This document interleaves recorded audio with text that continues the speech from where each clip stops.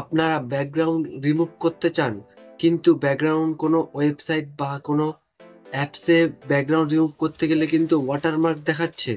তাহলে আপনারা কিন্তু চুটকির মাধ্যমে এইভাবে ব্যাকগ্রাউন্ড রিমুভ করতে পারবেন।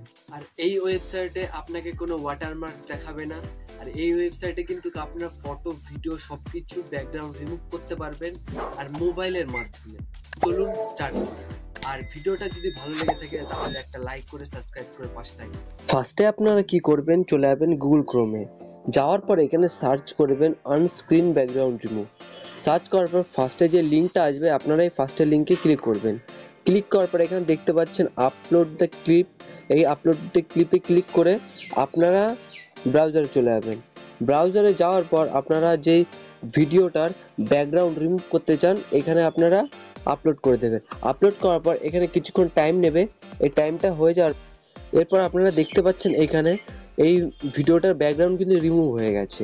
এরপর আপনারা ডাউনলোড কীভাবে করবেন, এখান থেকে দেখতে পাচ্ছেন ডাউনলোড, এই ডাউনলোড অপশানে ক্লিক করবেন। ক্লিক করার পর এখানে দেখতে পাচ্ছেন এখানে কিন্তু ডাউনলোড হচ্ছে। ডাউনলোড হওয়ার পর এখানে দেখতে পারেন ওপরে ওপেন দেখাবে, আপনার ওপেনে ক্লিক করবেন। ওপেনে ক্লিক করার পর আপনারা দেখতে পারবেন এই ভিডিওর কিন্তু ব্যাকগ্রাউন্ড রিমুভ হয়ে গেছে।